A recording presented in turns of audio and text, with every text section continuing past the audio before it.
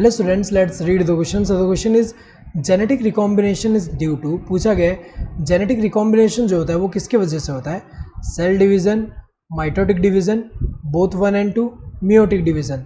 तो हमें पता है कि जो जेनेटिक रिकॉम्बिनेशन होता है, जेनेटिक रिकॉम्बिनेशन मतलब क्या हो गया कि न्यू कॉम्बिनेशन जो फॉर्म हो रहा है यहाँ पे जेनेटिक मटेरियल में, जो न्यू सीक्वेंस फॉर्म हो रहा है वो अगर हम देखें तो न्यू कॉम्बिनेशन जो फॉर्म हो रहा है वो किसकी वजह से होता है, मियोटिक डिवीजन की वजह से होता है. तो मियोटिक डिवीजन में अगर हम देखें होगा क्या, यहाँ पे अगर हम देखें यहाँ पे प्रोफेस 1 में एक स्टेज आता है पैकाइटिन, उसमें क्या होता है क्रॉसिंग ओवर होता है.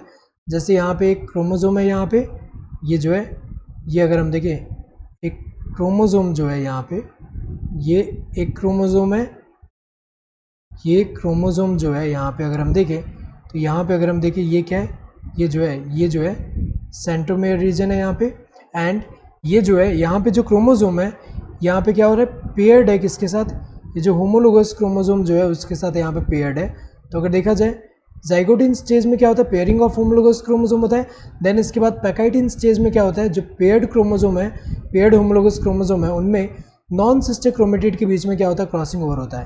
तो ये अगर हम देखें यहाँ पे जो पेयर्ड होमोलोगस क्रोमोजोम है उनमें यहाँ पे अब क्या होगा, जेनेटिक मटेरियल का एक्सचेंज होगा. तो पहले क्या होगा यहाँ पे अगर हम देखें, यहाँ पे ये जो है यहाँ पे अगर हम देखें तो यहाँ पे जो क्रॉसिंग ओवर साइट है यहाँ पे क्या होगा, ऐसे अगर हम देखें ऐसे अटैच्ड है. देन क्या हो रहा है यहाँ पे जो ये जो सीक्वेंस होंगे इनका यहाँ पे क्या होगा, पहले यहाँ क्या होगा ये कट होगा, सीक्वेंस कट होने के बाद क्या होगा, कट होने के बाद क्या होगा यहाँ पे वापस लाइगेट हो जाएंगे. लेकिन यहाँ पे जेनेटिक मटेरियल का एक्सचेंज हो रहा है.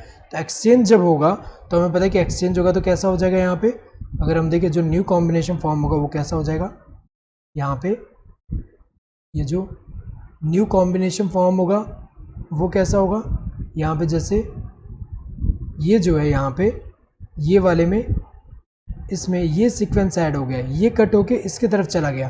एंड दूसरे वाले में अगर हम देखें तो जो दूसरा वाला था यहाँ पे, जो दूसरा नॉन सिस्टर क्रोमेटिड है उसमें अगर हम देखें तो ये वाले में हमें पता है कि ये ऐसा था, लेकिन यहाँ पे अगर हम देखें ये वाला सीक्वेंस इस तरफ आ गया. तो अगर देखा जाए यहाँ पे अगर हम देखें तो यहाँ पे हो क्या रहा है, यहाँ पे होमोलोगस क्रोमोसोम के जो नॉन सिस्टर क्रोमेटिड है उनके बीच में क्या हो रहा है, क्रॉसिंग ओवर हो रहा है. ये क्या सेंट्रोमेयर है.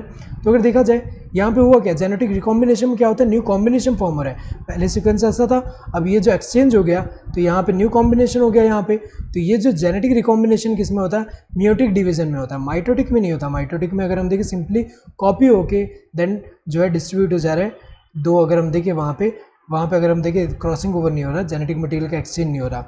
तो अगर हम देखें करेक्ट आंसर यहाँ पे क्या होगा, ये 4th वन होगा. सेल डिवीजन तो दोनों टाइप के हो सकते हैं, माइटोटिक भी मियोटिक भी, स्पेसिफाई नहीं किया है तो ये एक तरह से गलत है. ये भी दोनों अगर हम देखें गलत है. करेक्ट आंसर कौन सा होगा, मियोटिक डिवीजन, ये मोस्ट अप्रोप्रिएट है यहाँ पे. So correct answer would be this 4th one. Hope you understood the question. Thank you and all the best.